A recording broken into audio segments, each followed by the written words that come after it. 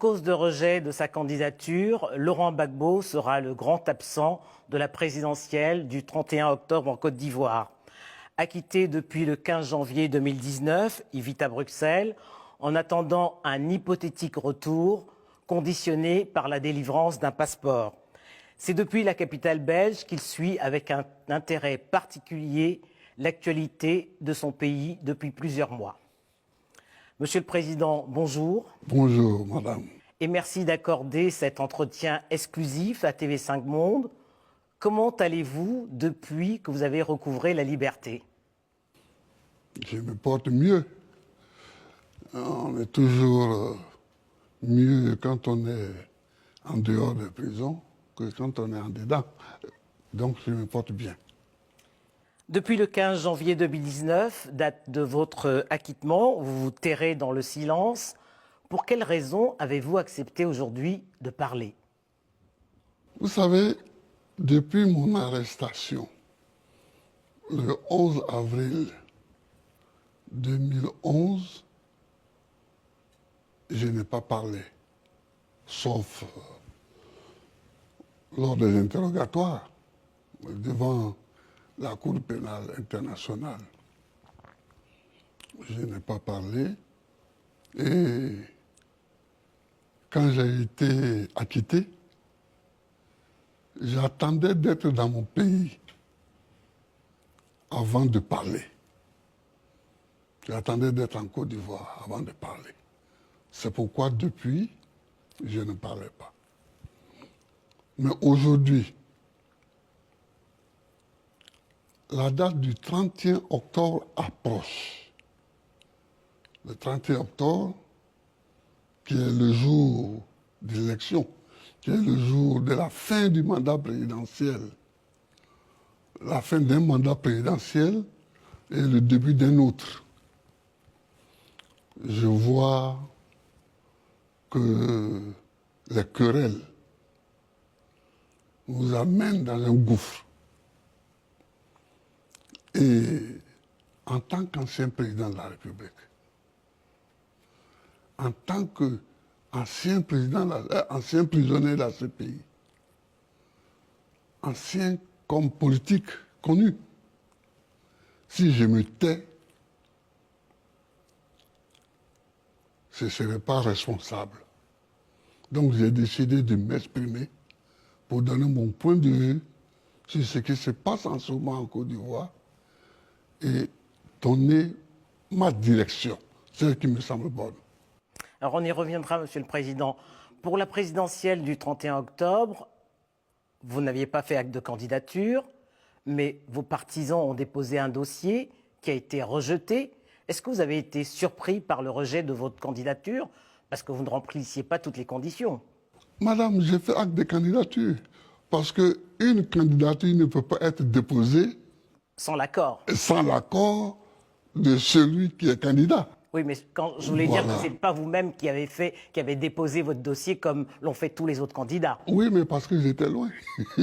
J'étais à 6 heures de vol d'avion de la Côte d'Ivoire. Donc, mais j'ai été candidat et ma candidature a été rejetée. Mais vous ne remplissiez pas, Monsieur le Président, toutes les conditions pour être candidat. C'est ce qu'on dit. C'est ce qu'on a dit. C'est ce qu'on a dit. Nous étions 44 candidats. On a rejeté 40 candidatures. Vous voyez un peu. Donc, je trouve ça un peu enfantin. Je trouve ça un peu enfantin. Je pense que dans un pays, ceux qui veulent être candidats doivent être candidats. On ne doit pas multiplier les obstacles sur la route des candidatures. Je ne conçois pas comme ça la politique. Et vous estimez que certains candidats ont été sciemment écartés de cette présidentielle? Oh, bien sûr. Bien sûr. Bien sûr. Mais bon, c'est pour tout ça que je m'exprime aujourd'hui. Alors, depuis l'annonce de la candidature d'Alassane Ouattara pour la présidentielle du 31 octobre, pour briguer un troisième mandat, la Côte d'Ivoire connaît une crise préélectorale, qui a fait d'ailleurs déjà plusieurs victimes à Abidjan et même dans plusieurs villes à l'intérieur. Est-ce que vous comprenez la colère des anti-troisième mandat? Oui, oui. Je la comprends et je la partage. Je pense que l'un des problèmes politiques en Afrique, c'est qu'on écrit des textes sans y croire. On écrit dans la Constitution que le nombre de mandats Est limité. est limité à 2. Pourquoi veut-on faire un troisième mandat? Il faut qu'on respecte ce qu'on écrit. Il faut qu'on respecte ce qu'on dit. Dès l'instant où, dans une société, les textes de loi et la Constitution est la loi suprême. On dit d'ailleurs que c'est la loi fondamentale. C'est la loi fondamentale. Les textes de loi qui régissent les rapports entre les citoyens disent une chose, il faut qu'on s'y conforme. Et c'est en s'y conformant que la société est régulée de façon efficace. Si on écrit une chose et qu'on en fait une autre, on assiste à ce qui arrive en Côte d'Ivoire aujourd'hui. La situation inflammable que connaît la Côte d'Ivoire depuis le mois de juillet vous préoccupe alors? Elle me préoccupe absolument. Et je voudrais dire que on a un remède à cela. Le remède, c'est la discussion. Il faut que les gens s'asseyent et qu'ils discutent. Alors quand vous dites les gens s'asseyent, vous pensez à qui? Alassane Ouattara, Aux hommes politiques en Henri général. Konan Bédié et vous-même. Oui, mais je pense à ces trois-là. Mais le champ politique s'est élargi depuis. Le champ politique s'est élargi. Mais depuis que Oufoué était président, parce que j'ai été le seul à être candidat contre Oufoué-Boigny. J'ai été le seul en 90. Mais je ne cessais de répéter, asseyons-nous et discutons. Avec la discussion, la négociation, on règle beaucoup de problèmes. Mais Monsieur le Président, est-ce que tous les trois, vous n'avez pas une part de responsabilité? Parce que depuis 30 ans, vous cristallisez la scène politique ivoirienne à coups de mésalliances et d'alliances. Est-ce qu'aujourd'hui, le temps n'est pas venu pour vous, tous les trois, de vous retirer et de passer la main à une nouvelle génération? On ne règle pas les problèmes politiques comme ça. C'est antidémocratique d'ailleurs, d'essayer de régler les problèmes politiques. J'entends souvent les gens dire, oh, ces trois-là, il faut qu'ils partent, il faut que d'autres viennent. Mais De Gaulle, il est resté combien de temps devant la scène politique? De 1940 à 1969. Son départ de l'Élysée, après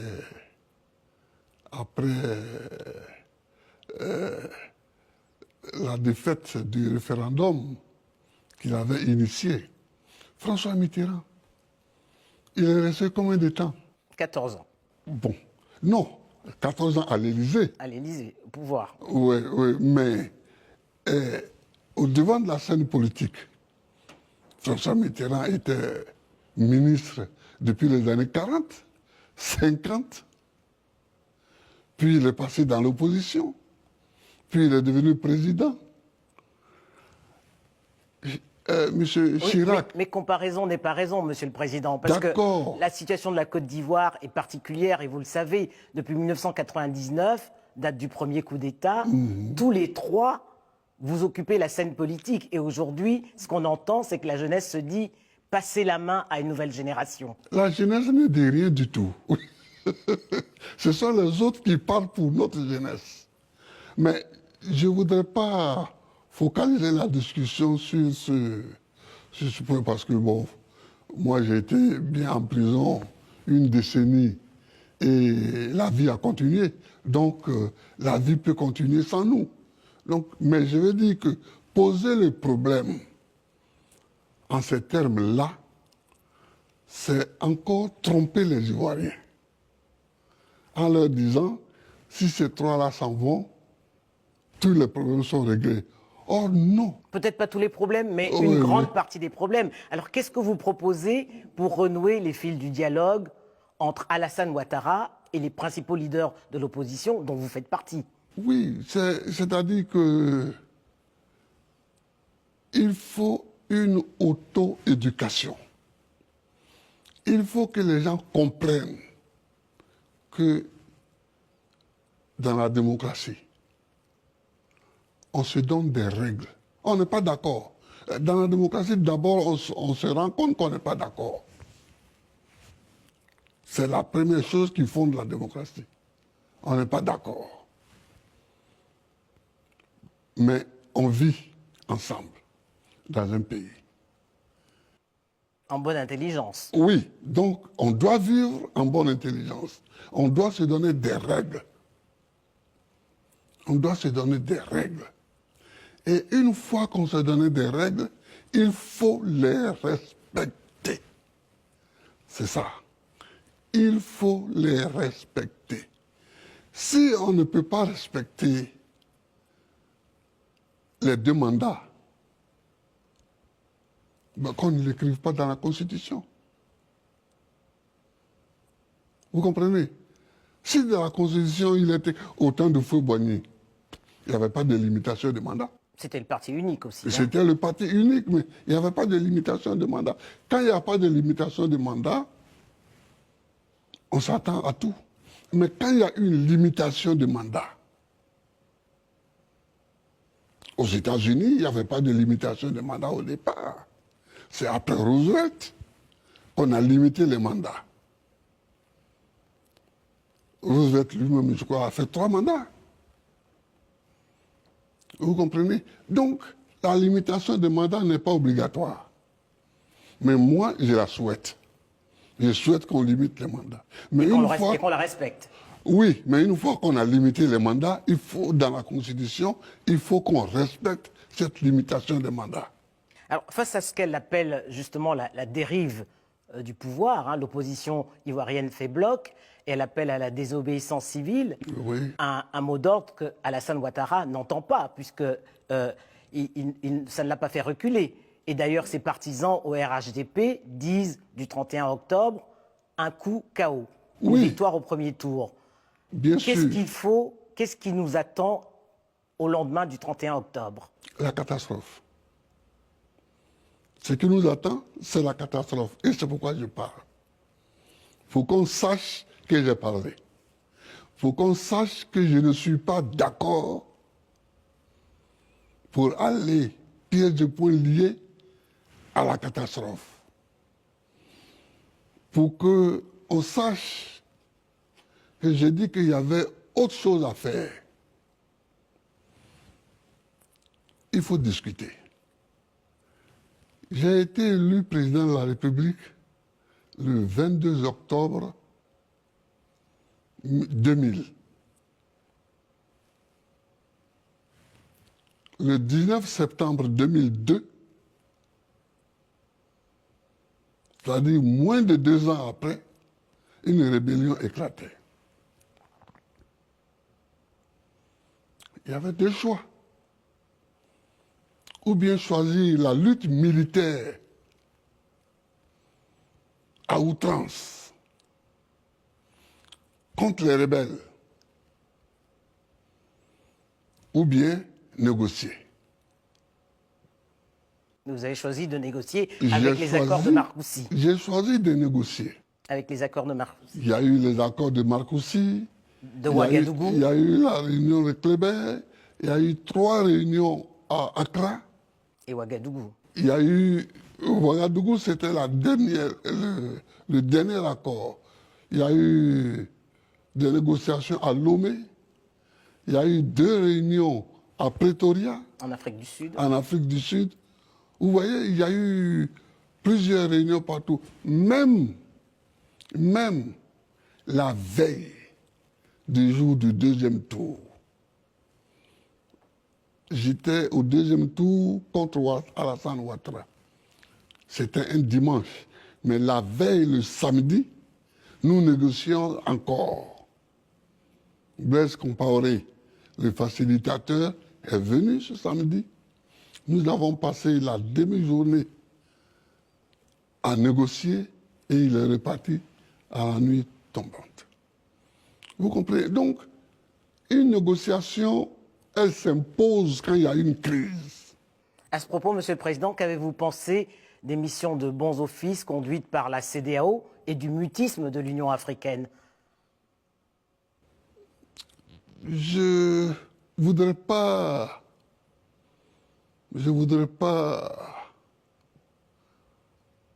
faire les analyses sur ces institutions-là, mais je pense que l'Afrique doit s'impliquer plus dans la recherche de la paix dans les différents pays africains. Mais c'est surtout dans les pays francophones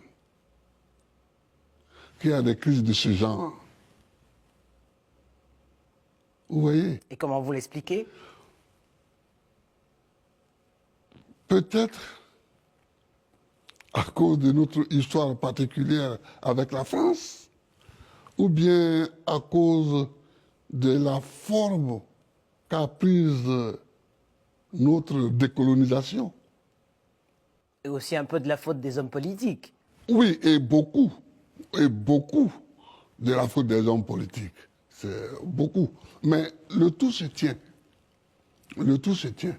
Beaucoup de la faute des hommes politiques qui sont tous mi-français, mi-africains au niveau de la culture politique qui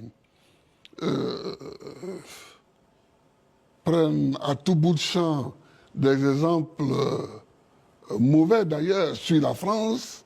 Et bon, mais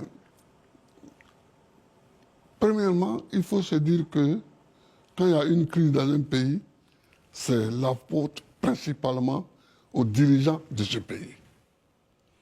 Quand je dis dirigeants, ça veut dire ceux qui sont au pouvoir comme ceux qui sont leurs opposants. La classe politique tout oui, confondue. la classe politique tout confondue.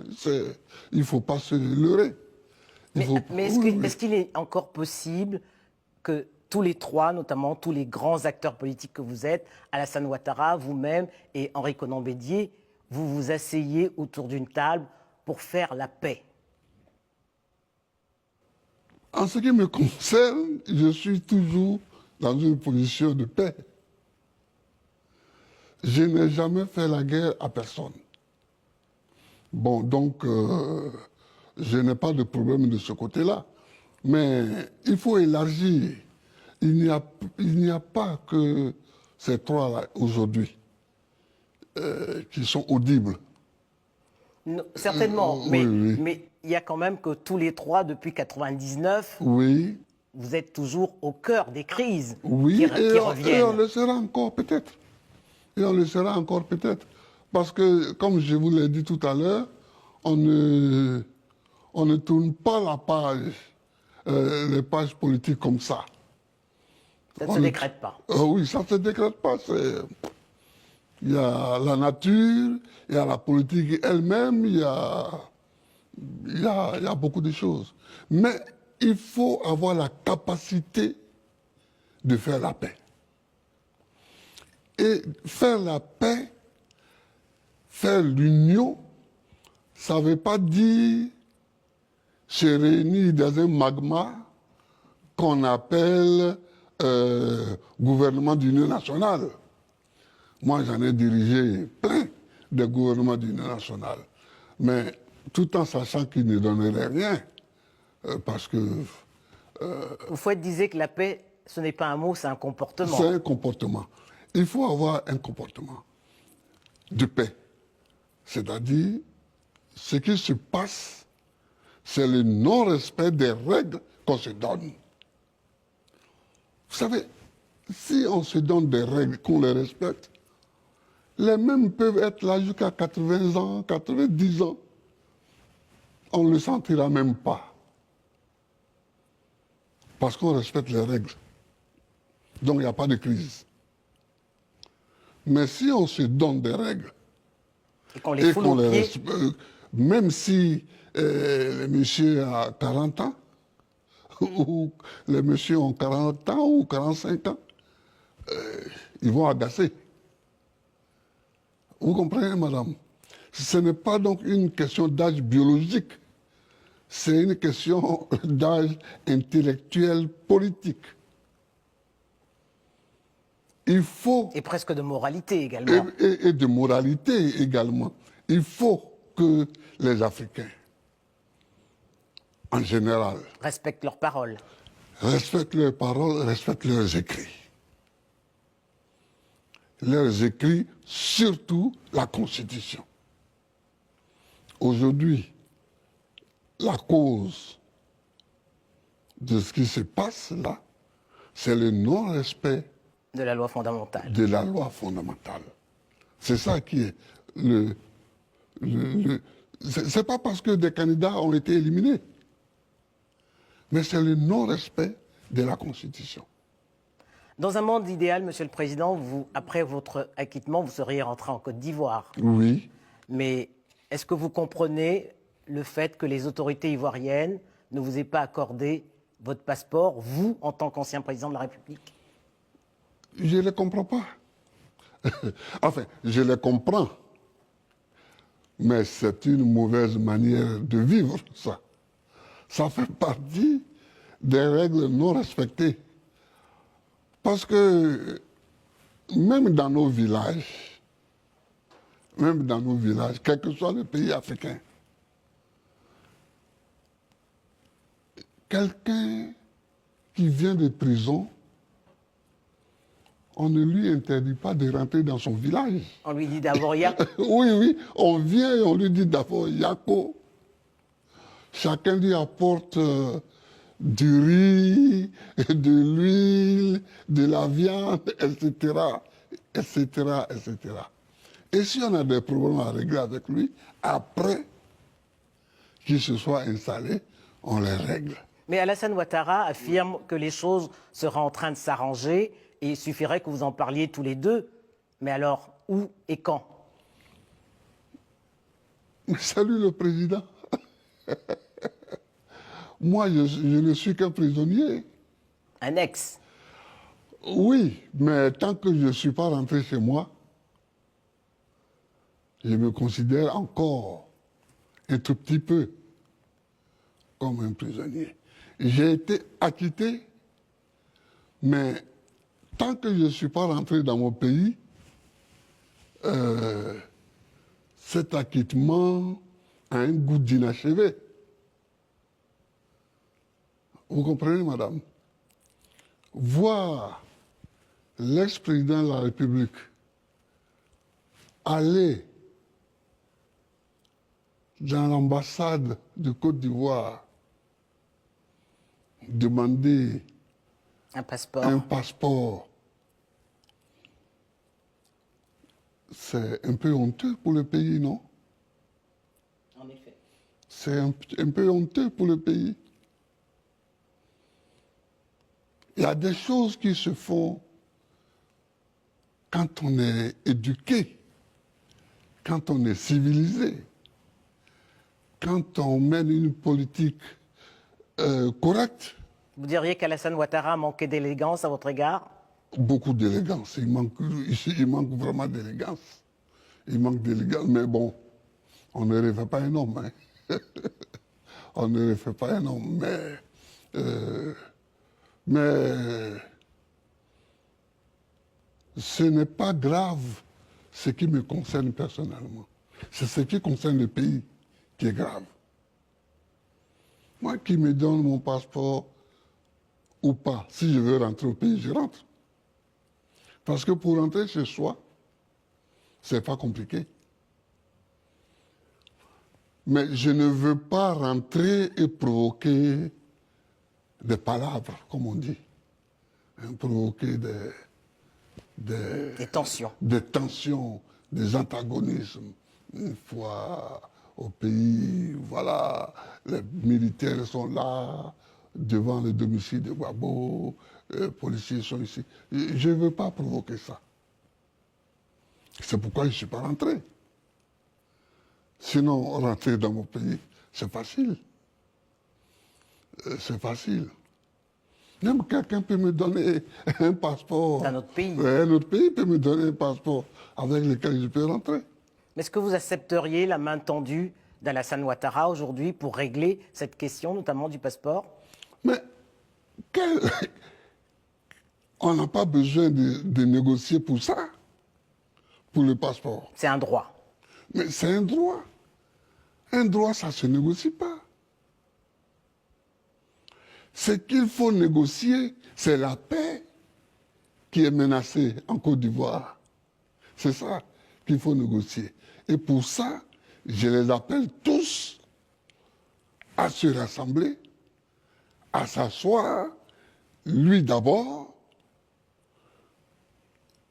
parce qu'il peut beaucoup, puisque ce n'est pas lui que la faute est venue. La faute de violer la Constitution est venue. Donc, lui d'abord, il ne faut pas faire comme si tous les autres ont commis une faute. C'est lui qui a commis la faute. Parce que c'est lui qui n'a pas respecté la Constitution. Il faut le dire très, très clairement.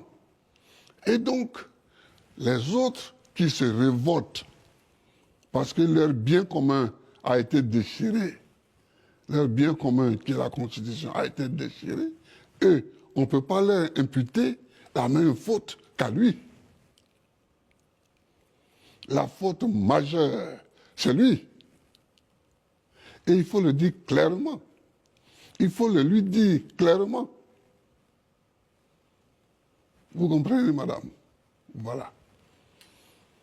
Dans les années 90, vous avez affronté le président Félix Houphouët-Boigny, vous le rappeliez d'ailleurs tout à l'heure, pour obtenir le pluralisme politique. Quel regard vous jetez sur l'évolution de la démocratie en Côte d'Ivoire ces 40 dernières années?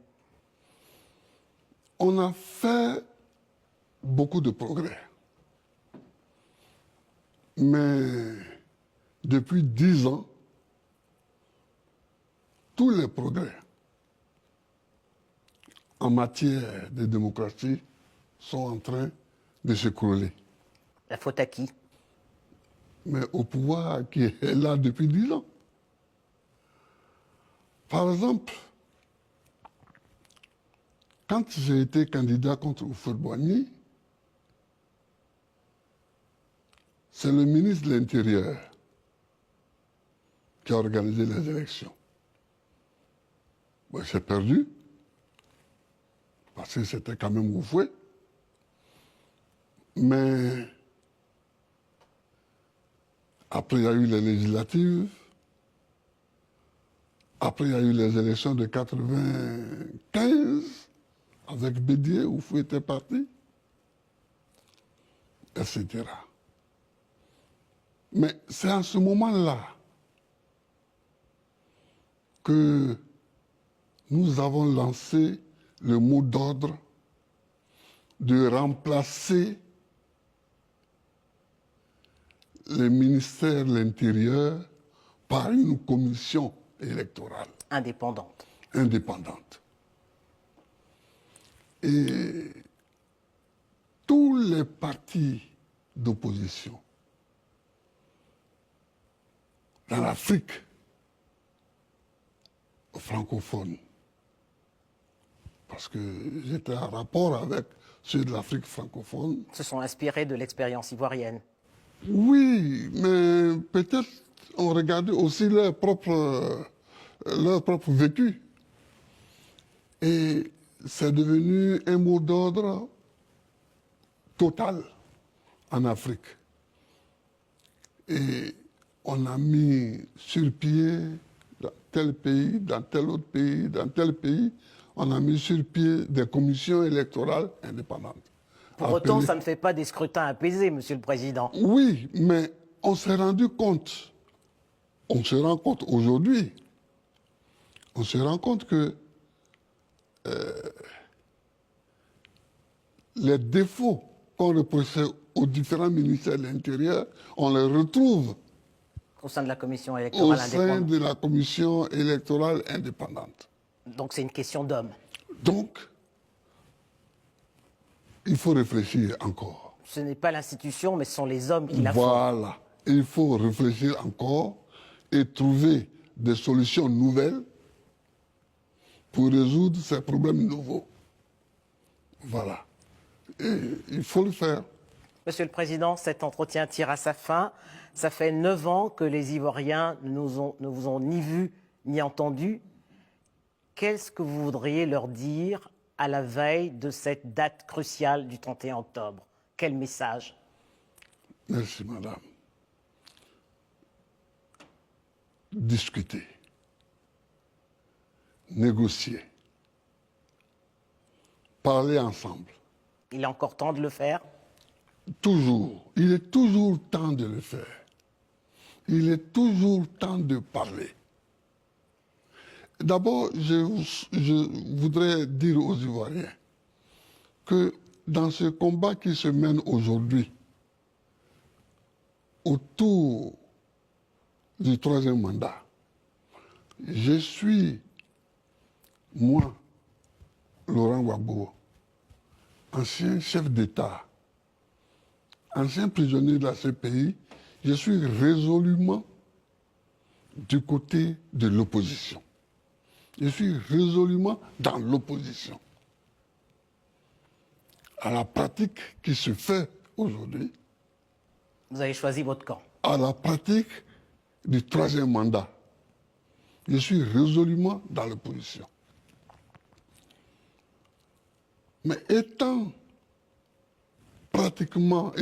clairement, sans embâche, opposé au troisième mandat et sans embâche dans l'opposition à ce troisième mandat, je dis, vu mon expérience, qu'il faut négocier. Dernier mot, Monsieur le Président. Oui. Un message particulier aux jeunes Ivoiriens qui sont nés en 2002, année de la crise politique, et qui, cette année, vont voter pour la première fois le 31 octobre. Oui. Un message à leur endroit. D'abord, je voudrais les saluer tous. Ce sont mes potes. Beaucoup me voyaient souvent, enfin, les jeunes me voyaient souvent à Yopougon. Non, en 2002, ils sont Oui. nés en 2002. Oui, hein. oui, oui. Non, mais je veux dire, quand j'étais au pouvoir, les jeunes D'accord. me voyaient souvent à Yopougon, quelquefois même dans des maquis, dans des bars, etc. Mais ces jeunes-là, Ils ont 18 ans ils cette ont année. 18 ans cette année. Je voudrais leur dire que c'est moi qui ai mis l'âge de vote à 18 ans. Parce qu'avant que je n'arrive au pouvoir, l'âge de vote était à 21 ans. Quelquefois, je me demande si